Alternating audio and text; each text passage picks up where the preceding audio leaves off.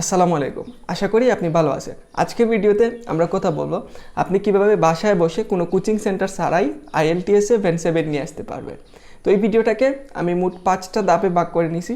প্রথম ধাপে আপনাকে আমি বলবো যে আপনি বর্তমানে কিভাবে বুঝবেন আপনার ইংরেজির লেভেলটা কতটুকু।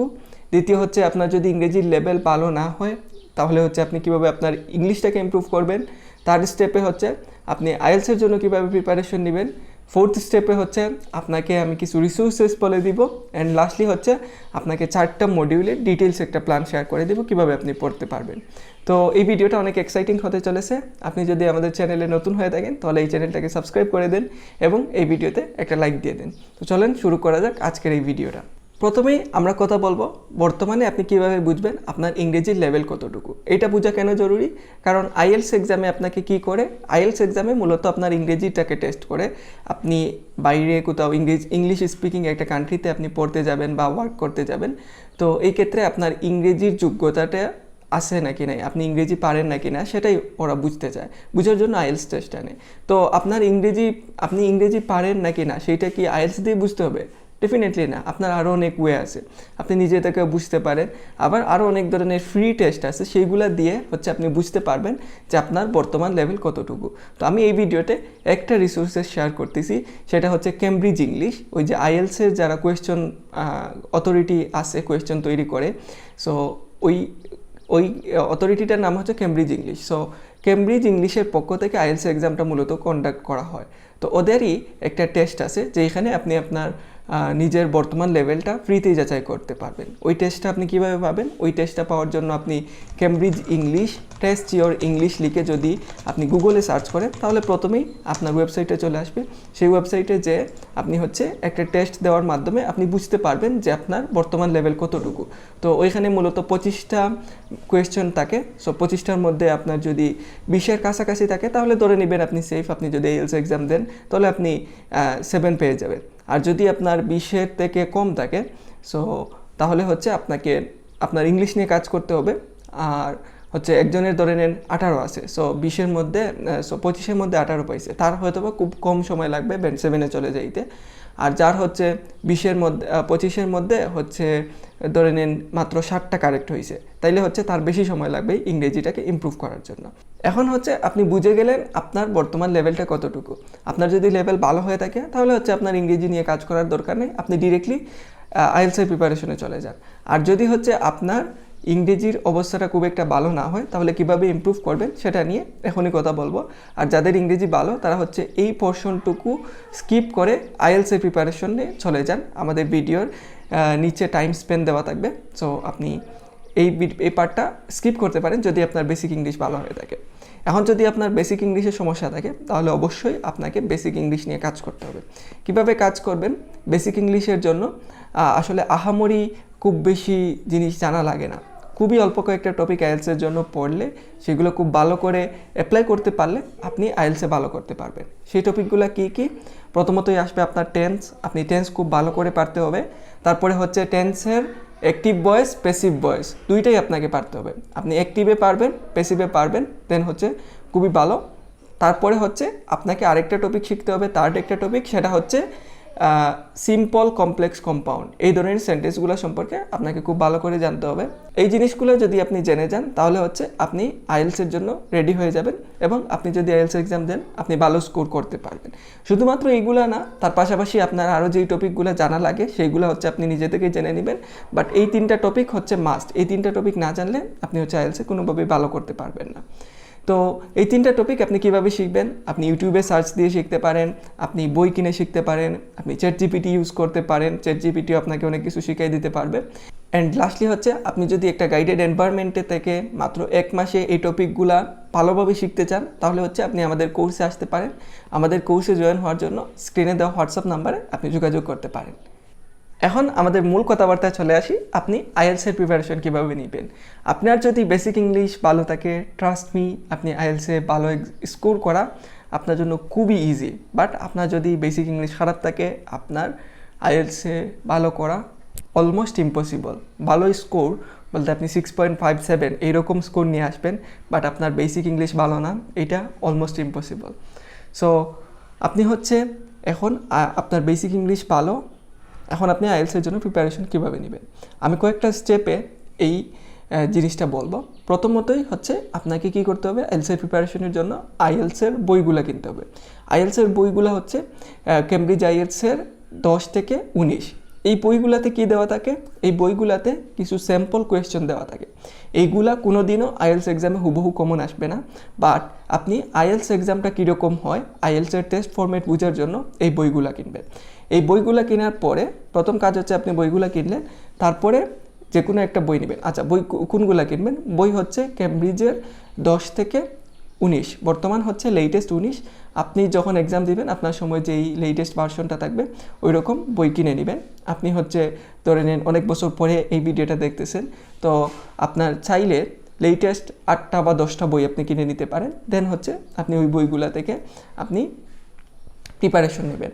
তো প্রথমেই কী করবেন, প্রথম কাজ হচ্ছে আপনি বইটা বের করবেন, তারপরে বইয়ের একদম প্রথম পৃষ্ঠা থেকে পড়া শুরু করবেন যে কিভাবে হচ্ছে ওরা টেস্টের ফরম্যাটটা বোঝার ট্রাই করবেন। এই টেস্টটা কীভাবে হয়, এই টেস্টের মূলত 4টা ফরম্যাট আছে, রিডিং, লিসেনিং, রাইটিং, স্পিকিং। বইয়ের শুরুতেই হচ্ছে প্রতিটা মডিউল সম্পর্কে আপনার ডিটেলসে দেওয়া আছে, আপনি এইগুলো পড়ে নেবেন। আচ্ছা, এখন আপনি বই কিনলেন, বইয়ের প্রথম পৃষ্ঠা থেকে পড়া শুরু করলেন এবং কয়েক পৃষ্ঠা পড়ার পরেই দেখবেন আপনার কয়েকটা স্যাম্পল টেস্ট দেওয়া আছে। প্রতিটা বইয়ে 4টা করে স্যাম্পল টেস্ট দেওয়া থাকে। তো আপনি এইগুলো কীভাবে সলভ করবেন, আপনার ওইখানে ইনস্ট্রাকশন দেওয়া থাকবে। আপনি লিসেনিংয়ের জন্য যেই বইটা সলভ করতেছেন, যেমন ধরে নেন কেমব্রিজ 19 টেস্ট 1 আপনি সলভ করতেছেন, তাহলে কেমব্রিজ 19 লিসেনিং টেস্ট 1 লেখে ইউটিউবে যদি আপনি সার্চ করেন, দেন হচ্ছে আপনি ইউটিউবে অডিওটা পেয়ে যাবেন। অডিওটা আপনি প্লে করবেন, তারপরে আপনি বইয়ের ইনস্ট্রাকশন দেওয়া থাকবে কী কী করতে হবে, সেই ইনস্ট্রাকশনগুলো ফলো করে আপনি হচ্ছে লিসেনিং টেস্টটা কমপ্লিট করবেন। সেম হচ্ছে রিডিংয়ের জন্য আপনার ইউটিউবে যাইতে হবে না।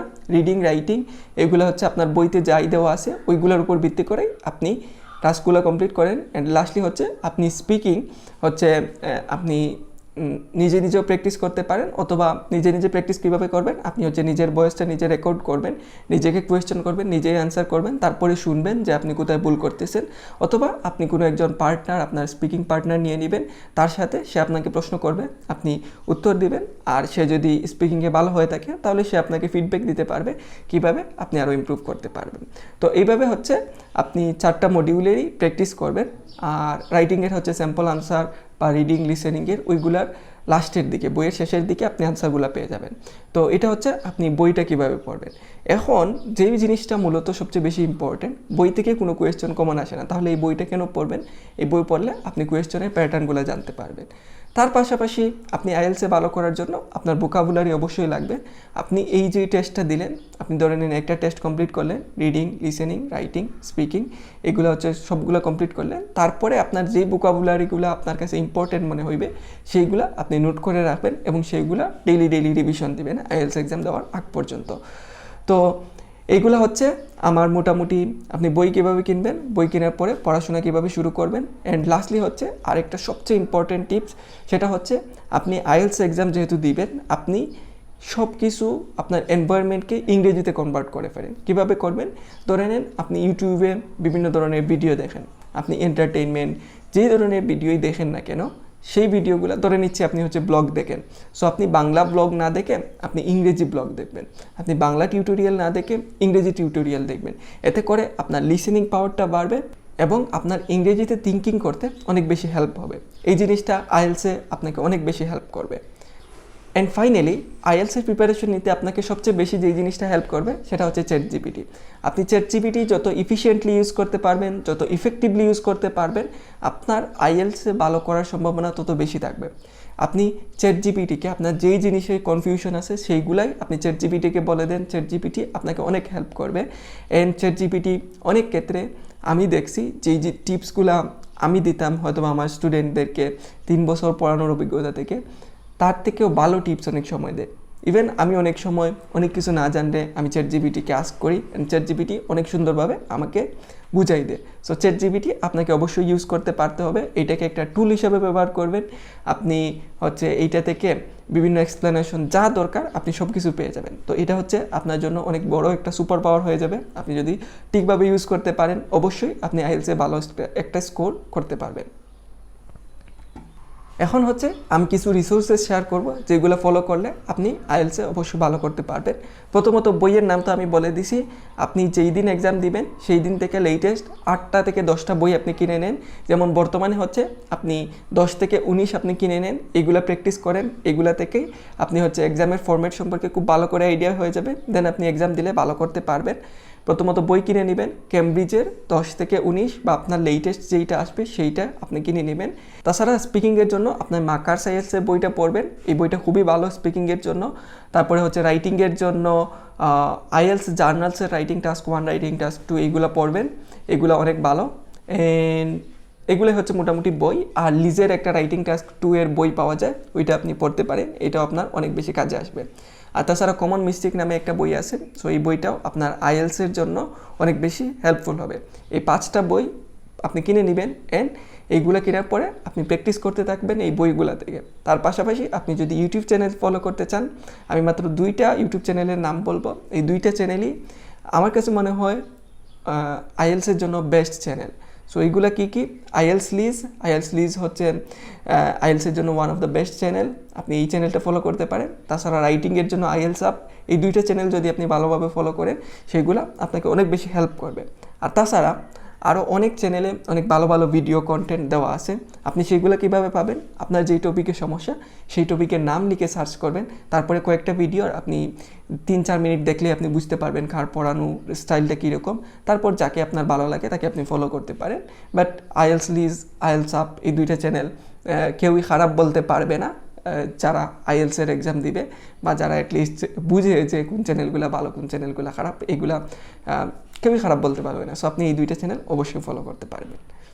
অ্যান্ড লাস্ট পার্টে হচ্ছে আপনাকে 4টা মডিউল সম্পর্কে অল্প অল্প কিছু টিপস দিয়ে দিব, এগুলো হচ্ছে আপনার আইএলস এক্সামে অনেক বেশি হেল্প করবে। প্রথমেই আসি রিডিংটাকে অনেকেই সবচেয়ে বেশি ভয় পায়, বাট আপনার ভয় পাওয়ার দরকার নাই। রিডিংটা হচ্ছে ভোকাবুলারি টেস্ট, আপনার ভোকাবুলারি যত বেশি ভালো থাকবে আপনি তত ভালো করতে পারবেন। তাছাড়া রিডিংয়ের জন্য আপনি আগে যদি প্যাসেজ পড়েন তারপরে কোয়েশ্চেনে যান তাহলে হচ্ছে আপনি ভালো করতে পারবেন না, আপনাকে আগে কোয়েশ্চনটা পড়তে হবে, তারপরে প্যাসেজে এসে কোয়েশ্চনগুলো মিলাবেন, এতে করে আপনার অনেক বেশি টাইম সেভ হবে।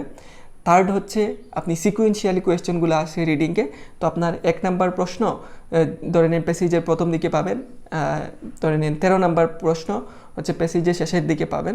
রিডিংয়ে মূলত 3টা প্যাসেজ থাকে, দ্যাটস ওয়াই 13টা, তারপরে 13টা, প্যাসেজ 1 থেকে 13টা, প্যাসেজ 2 থেকে 13টা, আর প্যাসেজ 3 থেকে 14টা কোয়েশ্চেন, এরকম নর্মালি হয়ে থাকে।